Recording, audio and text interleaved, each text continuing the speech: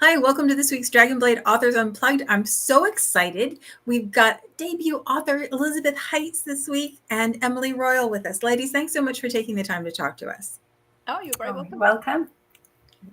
Well, I'm excited about the new series and also that we get a continuation of Emily's long-running series. So we're going to start with Emily's book first, and it is Harpy of the Ton. It is book 5 of Misfits of the Ton, and the covers for this whole series is just they're just gorgeous. The setup is fantastic. I'm very excited about the new book. Can you tell us about it?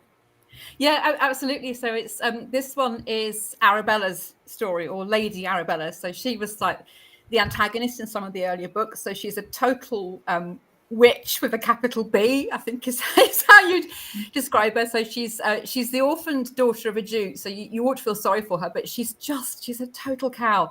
She's spoilt, she's selfish, she's beautiful, she knows it. She's rich and titled, and she knows it, and everyone envies her, and she knows it. But actually, that's kind of how she's been brought up by her mean aunt, who's trying to control her life. And her one ambition is to get engaged to a Duke. And the story starts, and she is engaged to the Duke. But this Duke is this horrible, fat, sweaty lecher. But because he's a Duke. So, he is like of kind of achievements for a young lady of the Tom. But she knows that this Duke is a horrible, fat, sweaty lecher. His kind of private hobby is deflowering debutantes. I mean, he's a nasty. Oh, he is a horrible, fat, sweaty lecher. Horrible, yeah. He's impoverished, and she's got this massive dowry. So obviously that's why he's off for her hand. He's already beginning to spend it, but he's already playing away, and she's kind of aware of it, but she's trying to kind of pretend it's not happening. So she feels like totally trapped because she's like stuck with this Duke, and everyone's telling her, oh, it's fantastic, and her aunt's saying, how very dare you be upset about this. And she feels like she's just lost control of her life. She's not got control over her money, over what she does, who she speaks to. The only thing she's got control over is how she treats her subordinates. And she doesn't treat them very well. So she bullies her maid, she bullies the footman. I mean, she's really not a very nice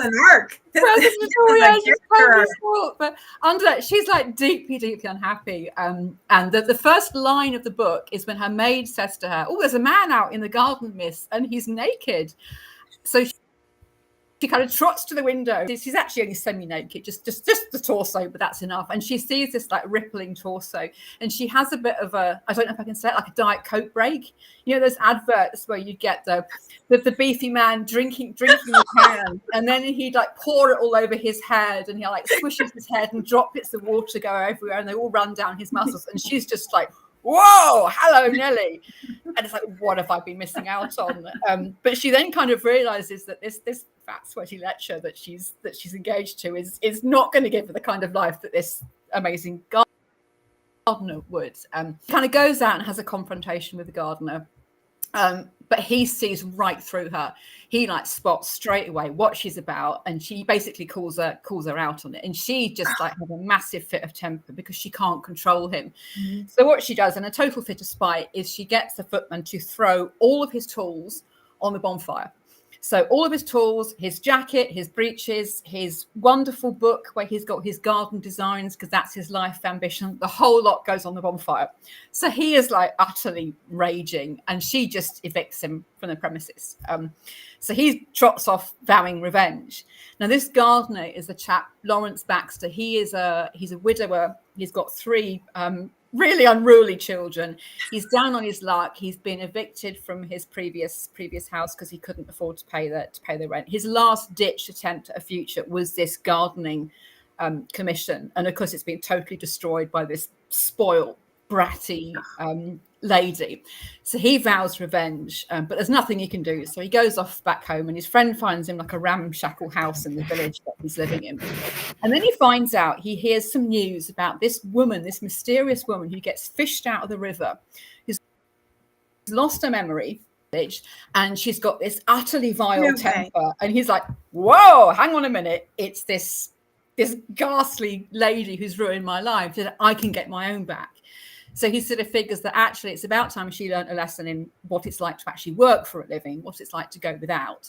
And he figures that, well, because she's destroyed all his belongings, she owes him. So she's going to have to work off this debt by being his maid, being his cook, being his housekeeper, and looking after masquerading as his wife. Now, obviously, in Regency times, this is pretty awful because that's going to ruin her. But he's just like so angry. But he also realizes that actually her family have abandoned her. So it's a choice of either being tossed out on the going back with him and masquerading as his wife. So that's kind of the setup. And Arabella is just like, who is this? Because she just got no idea who this guy is now. Who is this like massive beast of a man who's totally uncouth? And these three ghastly children, are they really mine? Have I got to wait on them hand and foot? So she's struggling to come to terms with it. But she kind of gradually realizes that, actually, he's not that bad, my husband. But why won't he touch me? Why won't he even kiss me? And everyone else is thinking, you're such a lucky woman, but he won't even look at me. And of course, Lawrence is looking at her going, I really want to touch her. I really want to give her a kiss. But actually, I can't because she's not really my wife. I do have some shred of honor. So that's kind of where they are. And then he realizes, as they kind of get down the line, he sort of thinks, well, at some point, her memory is probably going to come back and he's got to send her back to her family. And what on earth is going to happen when that happens? And yep, that's the book. Oh, that's a lot. Those are big character arcs for both main characters. My goodness. Yeah, they both start off pretty. They both start off fairly irredeemable. But I'm hoping they do actually kind of claw back and make themselves look redeemable by the end. I love it when they're not. I love it when they're not so Pollyanna-ish pure. Yeah. When the characters are actually like real people with real really flawed. Yeah. Yeah. No. Wonderful. And that's like the perfect. It's not really marriage of convenience, but marriage of convenience kind of thing with them being thrown in. So it's like extra stuff. Marriage of convenience, match made in hell. Yeah. No, that sounds like so much fun. I'm curious about how he got the kids to go along with it. So we're gonna have to read to find out. So because that seems like that would be like how do you there's a lot of interactions and shenanigans with the kids as they're kind of trying to come to terms with it as well. Oh, awesome. How many more books are there in the series? There's I'm trying to think. I've handed in book 6. I'm just writing book 7 at the moment, but I've got plans for another 5 to add to the series. So there should be 12 in total with featuring lots of the side characters are going to finally get their stories. Right. So the series is linked together not necessarily by family, but by characters that have appeared. Yes, before. They're all kind of side characters, and some of them are friends. So the Arabella's ex-friend now is one of the maidens who was deflowered by this nasty Duke, and she's been like totally ruined. And her book is book 6.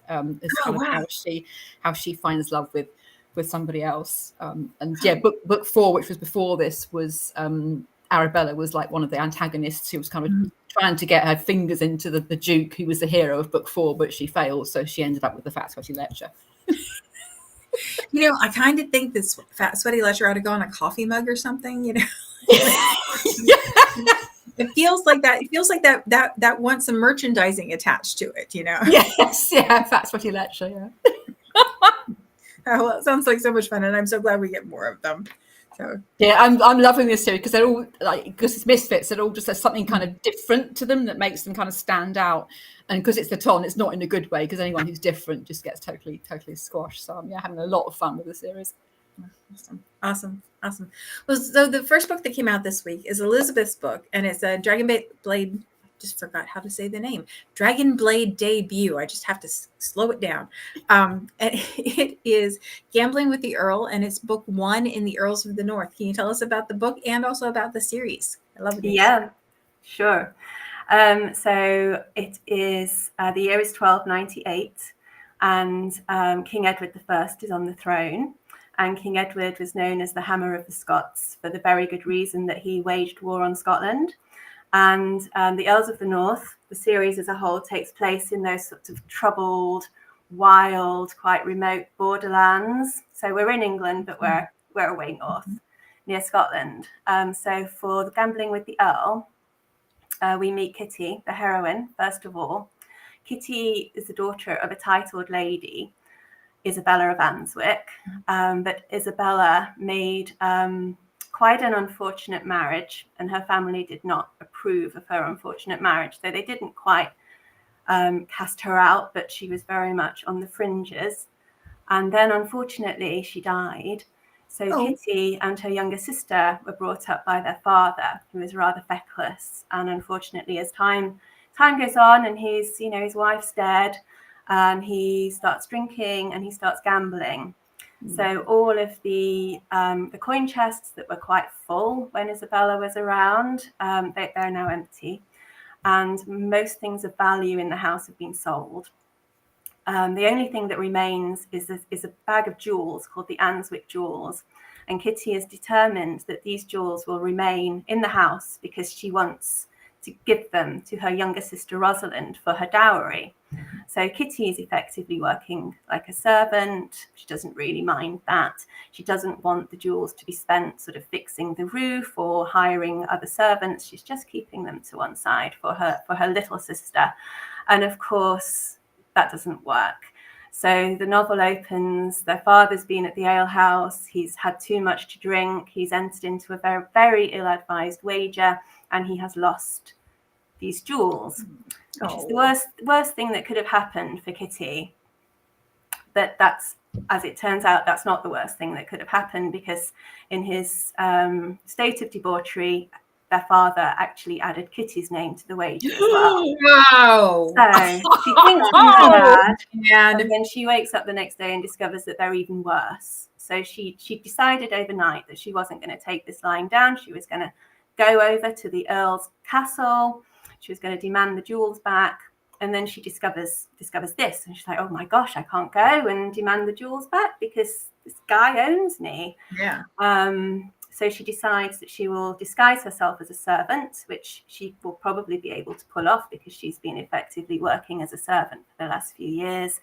And she will go in disguise, and she will somehow manage to find her sister's, what she sees as her sister's jewels, somewhere in the castle. And the thing with Rossfarn Castle is that it is only reachable on a causeway at low tide. So it's on an island just off the mainland.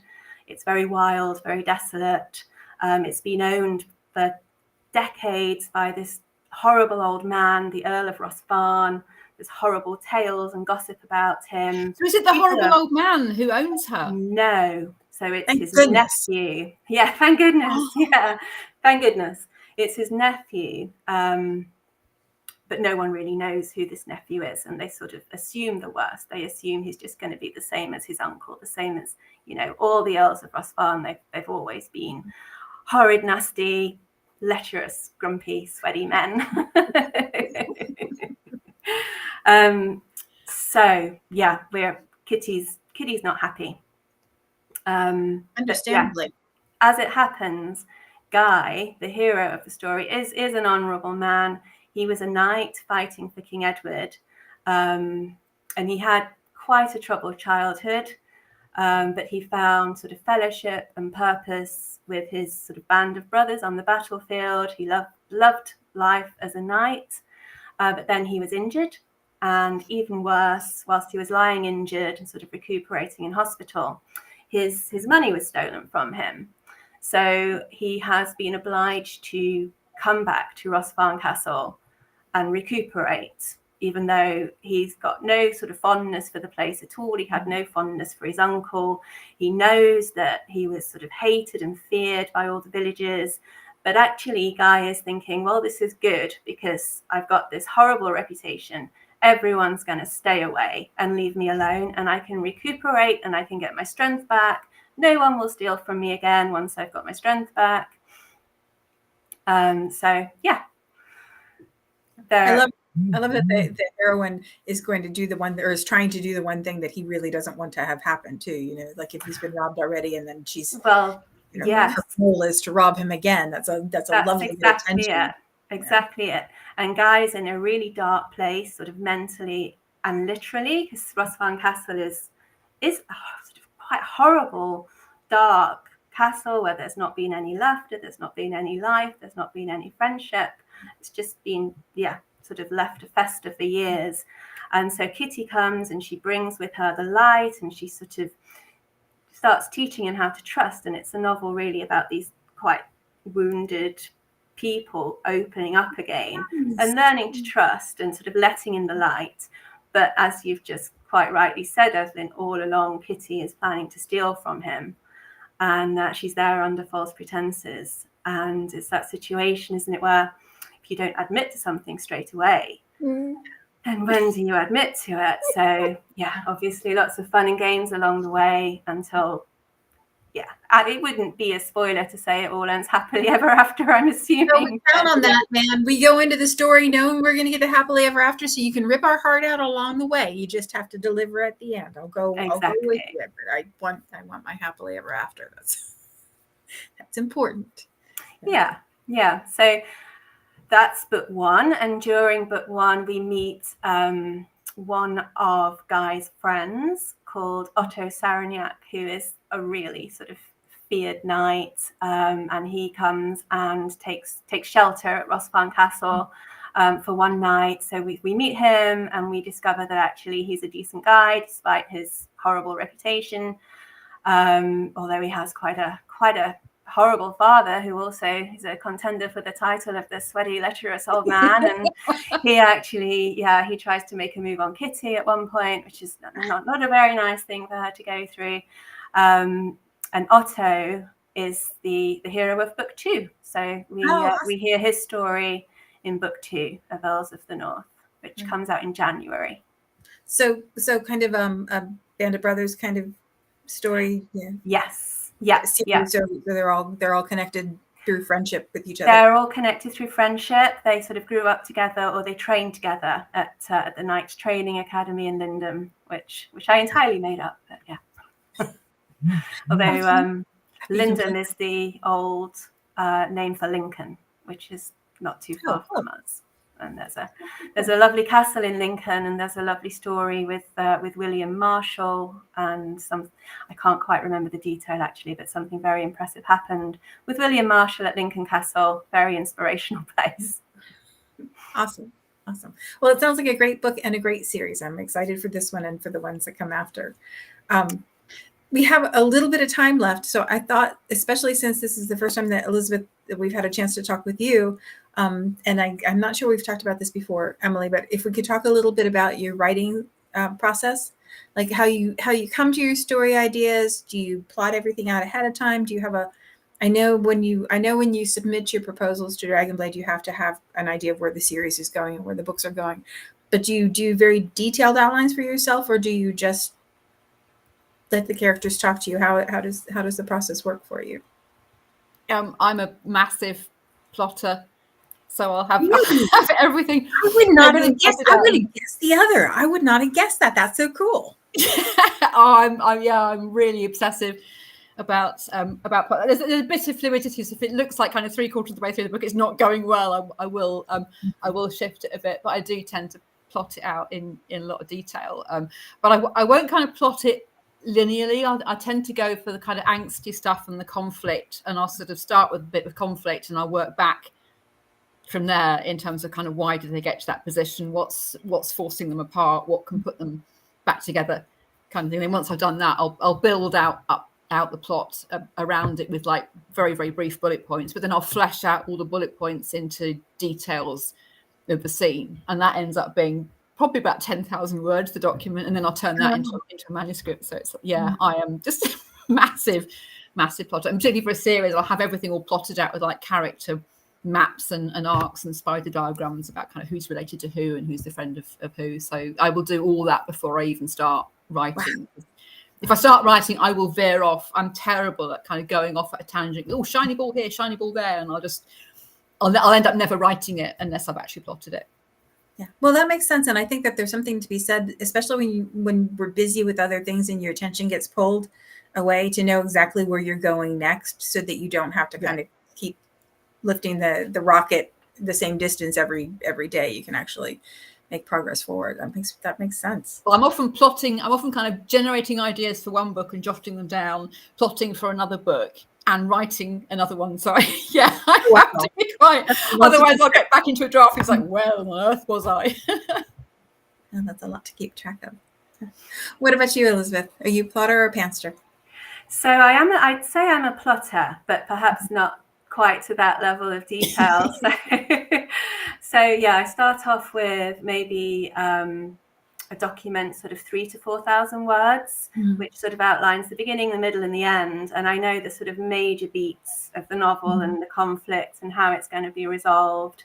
But yeah, along the way, the characters do sometimes take me on a bit of a journey and introduce different things. And I have, there's a little bit of room for flexibility, but I always know essentially where I'm going. And a little bit like Emily, for my next series, they're all siblings. And I found I had to do so much more planning for that because they're siblings, so they grow up together. So things had to have happened in a certain order. So I've got lots of timelines and spider diagrams and things to make sure I don't contradict myself along the way for that particular series. But I think with the Earls of the North, because they're friends and there's not quite such a tight family dynamic, I didn't have to worry quite so much about that detail. Like, when exactly were they born? Was it April or was it June? Like, I didn't have to worry about all that.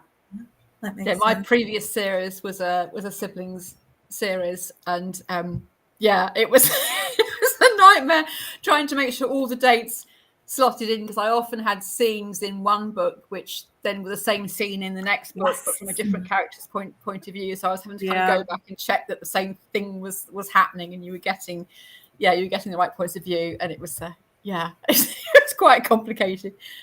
We've had a couple of series like that. Mary Lancaster's One Night in Blackhaven and Emily Murdoch's 12 Days at Christmas. Both are, like, take place at house parties. And so you see things from, the same thing from different points of view. And I always thought that would just be way too much to keep track of.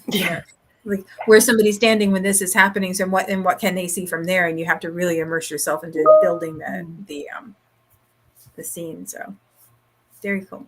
Do you find that there's a part of the book that you like writing more? Is it the optimism of the beginning when you don't know how anything's going to work, or the conclusion at the end, or nobody likes the middles? But I do, actually. Do you? Really? I know that I'm not supposed to, but I do. I find the beginning quite hard.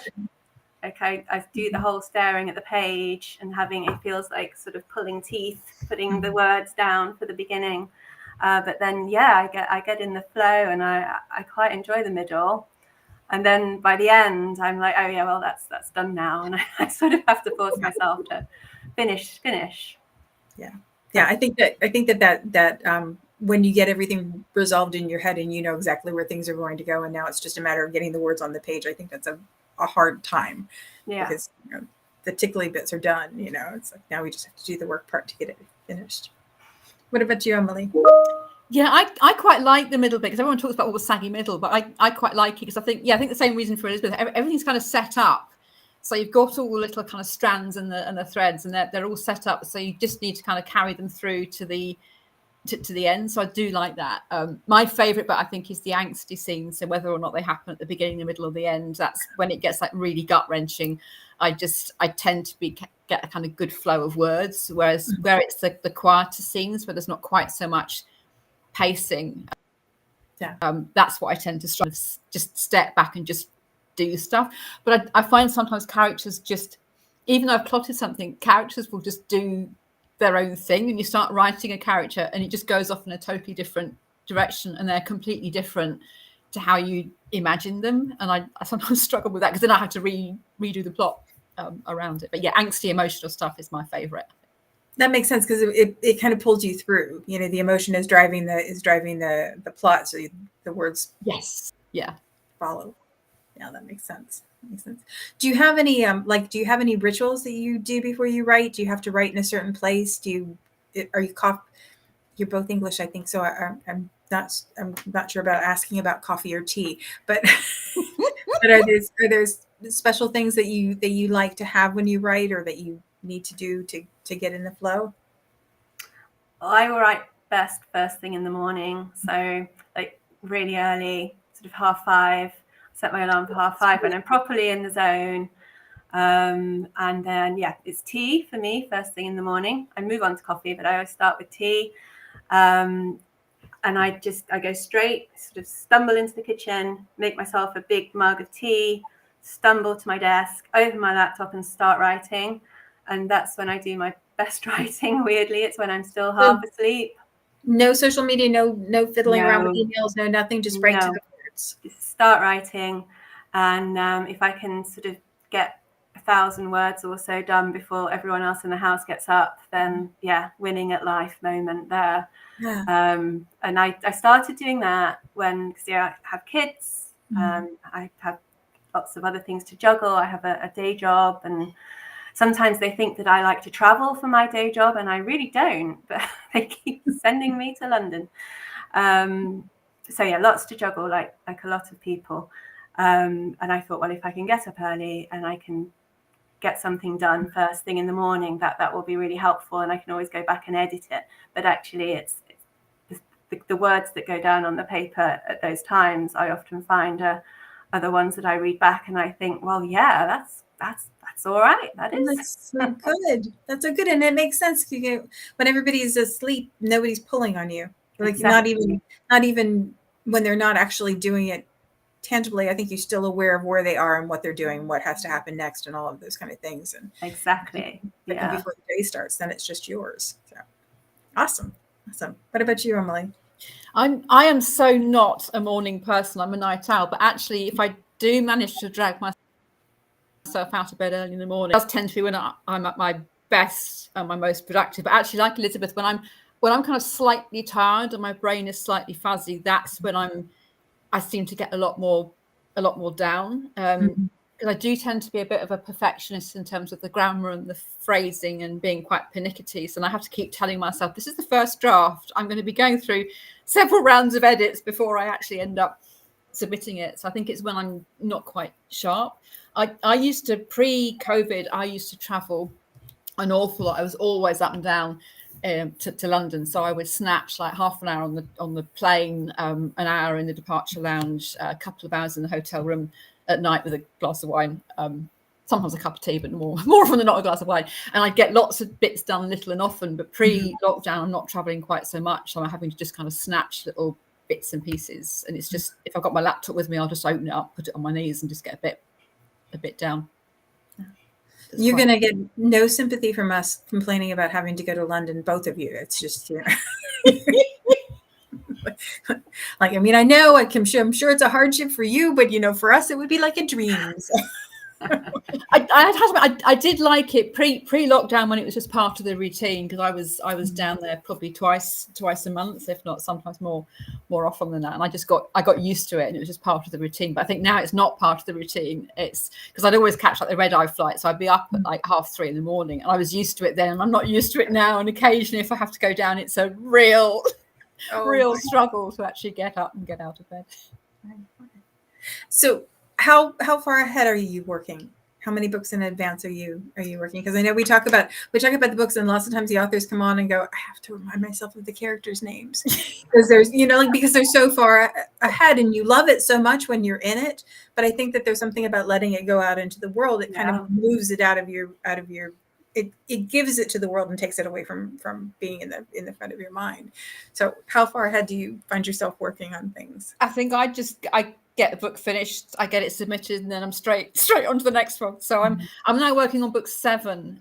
Book 6 I just turned in, but actually in book 6, Lady Arabella and Lawrence made an appearance near the end as a kind of happy couple, because they kind of reunited with the friend who was ruined, who's the heroine of book 6. So I do get a chance to kind of say hello to them when they're happy. So I'm now book 5's come out, so I'm now writing book 7. So it's just as soon as I finish one, I'm straight on to the next one. So but it can be difficult trying to remember what happened in that book. I wrote it so long ago. My favorite is when we get to see the couples again in later books. So one of the best things about reading in a series is getting to see them come back, and you get to kind of watch their life progress, and now they have kids, or now they're married, or whatever the things are that happen to them. Yeah, I love doing that. And again, you have to be careful with the plotting to kind of try and remember, was she pregnant when they were married? Oh, yes, she was. So they would have had the kid by now. She can't still be pregnant expecting this child. It's the same pregnancies. And the children must age naturally as well, too. So. Yes, not suddenly have an 18-year-old rock up when they were 2 years old in the last book. Yeah. What about you, Elizabeth? How far ahead are you working? So I've done all 3 books in Earls of the North, and I'm on my 2nd book of the next series, which is called Sisters of Ember Hall. So yeah, I did have to remind myself what happened in Gambling with the Earl, because I did love it, and I was writing it for quite a while, but had to remind myself. It's amazing how quickly the details leave. You know, because when you're writing, I mean, it's such an immersive process, and it feels like you're living in especially when you're in the middle of a series, it feels like you're living in the world, and very, very attached to the characters, and then like somebody else moves in and they move out, and calling them back is a big deal. So and it's the detail that you forget, and it's the detail that makes the book special. But you've got the outline. You're like, well, why was he so grumpy? I have had to reread books sometimes before I do like promos and things, just to remember what was going on, what color their eyes were, and that kind of thing. Yeah, and I think sometimes rereading helps too, because we write differently than readers read. You know, readers, particularly Kindle Unlimited readers, go one to the other for through as much of the series as they can. And I think as an author, you have chunks of time in between, when the book is written and when you're on to the next story. So I think sometimes it's helpful to refresh so that you can see it the way a reader sees it too. It does remind me actually sometimes of the research, because I try to do most of the research before I get going, but occasionally something will crop up, that there'll be a dish that they're eating or a bit of slang that they use, and I go down this like massive rabbit hole of research to see, is that slang appropriate? Would they use something different? How would they cook that dish? And I could spend like a couple of hours on it, and it's just one line in the book. And you go back to the book and read the line and think, oh yeah, I remember it took me 3 hours to write that one line because of the research. So that can be fun to go back there. Holes in dangerous places. Ladies, it was so nice to talk to you. I really appreciate you taking the time to be with us today. I'm excited about the new series, and I'm excited about the continuing series. I just want to take a minute and mention the Wraith of Midnight is coming out at the end of the month. So if you're feeling spooky, now is the time. The anthology comes out on the 26th, and we're going to have a party and stuff. So check the Facebook page, and you'll be able to find all of that. And now I must do my used car salesman pitch, which is Dragonblade books are the best deal on pre-order and release. You want to grab them right away. If you don't, you can always read in Kindle Unlimited. Ladies, thanks so much for taking the time. I really do appreciate it. Thank you.